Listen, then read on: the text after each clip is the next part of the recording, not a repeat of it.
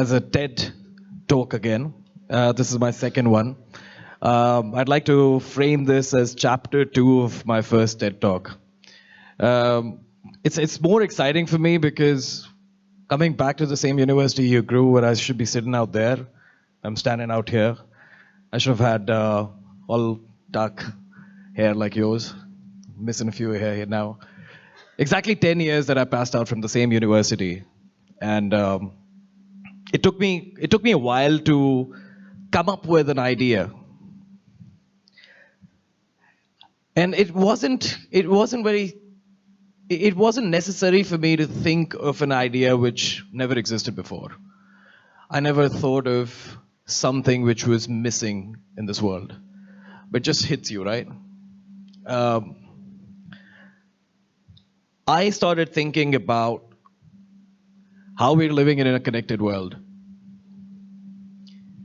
We're all very connected. From a small point of how you can actually get a Uber driver right close by to where you are, to the very intent of how internet began, right? So most of you are CS students? No? Yeah? Yeah. Mostly engineers. Which is why I thought this would appeal to you, that living in a connected world as on date versus 10 years or almost a decade before, and imagine a decade before that or a decade before that, you'd see considerable amount of change coming in with every decade in terms of technology which has reached in your hand, right? I remember when I grew up, we only had computers as desktop. The first time I got a Pentium 166 megahertz, I was so happy. You know what was the first hard drive size I got? 2.1 gig. Yeah, it seems funny now, right? We've converted ourselves to so close that we can find everything so fast. The basic necessity of keeping a phone was to call people, right? And I'm taking the people element out. It's useless. Now, similarly, if I try and take you guys out and put you into small cells, try and disconnect you. Does that make any sense? It doesn't. I mean, we're social people, right? Connected world in true sense actually refers to how you're connected to the rest of the people around you. Yeah? I found a very interesting thing when I was looking into my cell phone book. Let's try and look at this together. The only option that you've got today to find stuff is either look on the internet or ask your friends. Correct? Okay. If I ask all the kids down here saying, how many gynecologists do you know? I don't expect you guys to know gynecologists, right? The fact of the matter is that even with the audience out here, I can predict that you guys know at least 100 gynecologists. The only matter is we've got no bridge to find it. You can look on the internet, but I'm saying negative internet, looking at the people around you. You can call your mom, you can call your dad, you can ask your friend, you can ask your bua, your elder brother's married to a gynecologist. Whole bunch of gynecologists still around you, right? It's just that you don't know where they're existing. And that bothered me a lot. I'm saying there is stuff that I already know, but I just don't know how to find it. When you're taking a direction or when you get lost, today we all use Google Maps. Yeah? 10 years before, I'd ask everyone going around, hey, how do you reach Gurgaon? Oh, go right and then left, and then when you hit that building with a little murti and then take a left. That's how we would keep that information. It was all in our head, right? But somebody took that effort to map it up to a cloud database, bring all that information together and offer it freely to the rest of us. I'm trying to think about the same thing, saying if I take all the information which is in your contacts and try to bring it up on the cloud and try matching up people. Go into your contacts, and try to look for common words as a driver, an electrician, a doctor. Do you find hits? And these are common people, right? Even if I try and look for people which are not so common, it could be an accountant, yeah? But you know your dad's accountant, or your brother could be an accountant. We save contacts in reference to what they are. How many hits can you guys see in some common words like this? Like at least 5, 10, 2, 3. The real scenario is that if I try and network this effect together, I'm not calling it the butterfly effect. I'm not trying to ask you to go back and rewrite your contacts. I'm just trying to say, just the way your contacts are, I'm trying to look at them in an analysis where I can find out where all these contacts connect. And really, to my sense, most of my contacts connected, when I looked up a doctor, I could find 10, 15. And I was always wondering, saying, I've got 10, and my brother's got 10, and most of the people in my contact book, they've at least got 2 or 5. So essentially, I should know at least 500 doctors today. Then why would I write, does anybody know a good gynecologist on social media? I shouldn't, right? Which in fact makes me believe that most of the people who we try and find are already existing amongst us. There was just no bridge for you to find out who's where. Yeah? Let me look at it a different perspective. You do save people in terms of your relationship with them. Yeah? Gaurav Bhai, Anju Behan, Sagar Chacha, Neenu Bua. These are all relationships. We also use ranks. Commander, Captain Srival, Commander, Brigadier, police of forces, everything with police is policeman this, or police wala this, or thana this, right? Every word can be mapped into a domain. And once I map these words into domain and take them on the cloud, it's very easy for me to find out how many doctors all of us can actually find together. You know how you can leverage common contacts? My salespeople come and tell me the common contacts phenomena is the only way that has changed their lives. You know what they do now? They save the guy's number in their phones, and they try to look common contacts with everybody in the organization. They get a third-party reference. And as soon as they find the reference, they go sit across the table and they say, I know you know this guy, and I know you know this guy. We've got this guy's common, and this is how we leverage common contacts. He's like, in every conversation that I've sat down across the table with somebody I'm trying to make a sale, all I'm trying to figure out is, how do we know people together? I see so many people that I save their numbers around, and I never use them. And at a party, I'd meet somebody, and I'd be like, oh, you're Sheila's brother. I have the same damn guy in my phone book. I wouldn't realize. But something as basic as common contacts was not exist in any platform whatsoever. Here's another reverse engineering fact, right?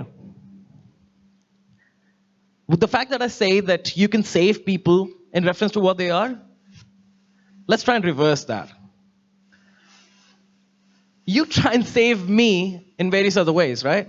You'd save me as Gaurav. I'm known as Gary with a lot of my friends. People know me as a technologist. I worked in the pharma industry, so a lot of people know me as pharma. But there are a lot of ways people can save you, right? And there are a lot of ways we save each other. But there's got to be one peak on how you save yourself or save any person in general, right? So I would save, let's try and say, I would save an advocate as Advocate Banerjee, right? His wife would save him with his first name. His staff would save him as boss. But the rest of the world would save him as an advocate, a barrister, a lawyer, or whatever it is that he does. If I take all this data in cloud and try and churn it in a certain way, I can most immediately find out what that guy is. Yeah? Which means every person who's in my contacts list, I've got about 3,000 people in my contacts, trust me, I don't know 90% of them. I don't know what they do. Yes, I could Google them with LinkedIn and try and find out who they are. I could use Truecaller just to find out what their name is. But honestly, I can't find out what that person does. The internet world actually blatantly says that there is a degree of separation and they're trying to bring that together somehow. Everybody's connected to everybody. If everybody's connected to everybody, I must be connected to Mr. Modi.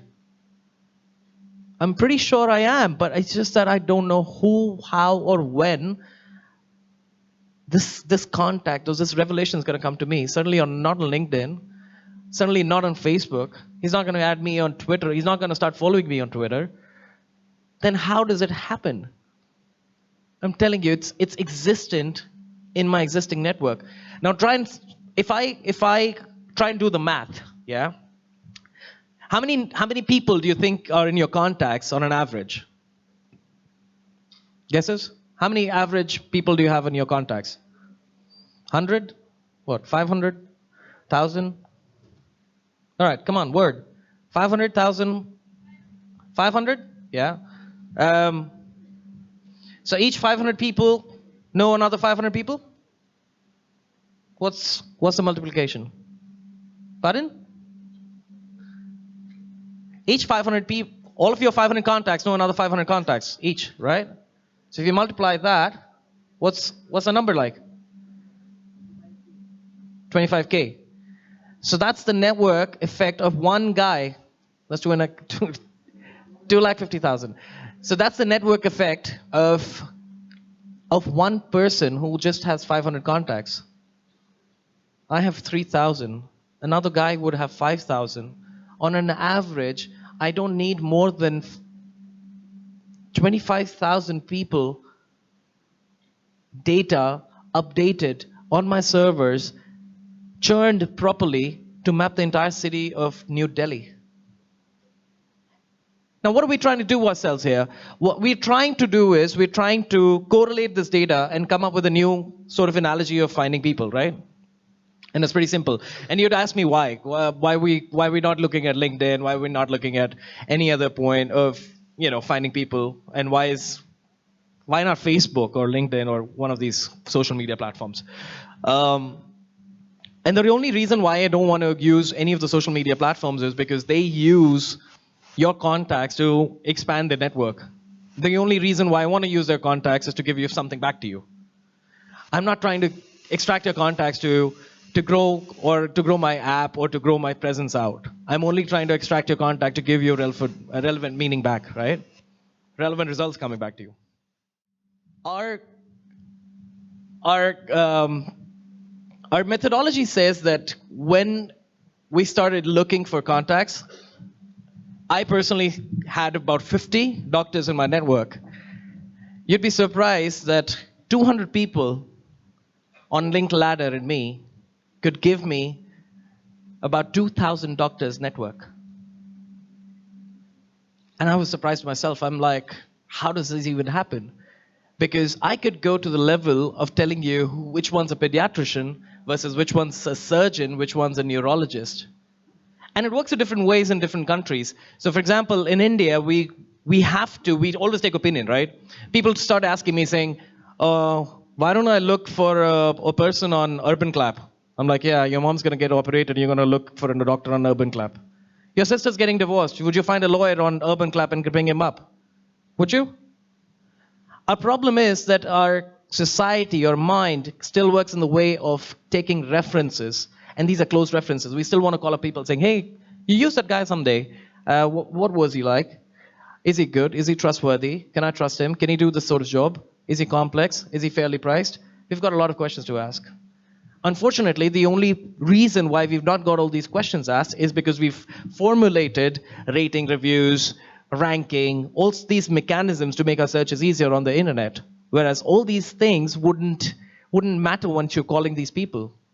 Because we're used to calling people. We're people, right? We want to call up people. We want to ask them. My mom really wants to ask everybody. It's like, oh, how's that guy? Can I trust him? Is that painter good? Does he leave lines? Does he clean up the house after he goes? A million questions, man. How's the jeweler? My wife's crazy about jewelers. Oh, how's he? What kind of diamonds does he have? I'm not a jeweler. I can't tell you. And she's like, I'm like, oh, why don't you go to some place and look at ratings? She's like, those ratings are all by people that like him. I want to know as a neutral person if I can like him or not. And that's my point. My point is, when you try and find people, you ask your friends, but you don't know which friends to ask. And I'm just trying to create an idea into a bridge, into an executable platform to get this question answered.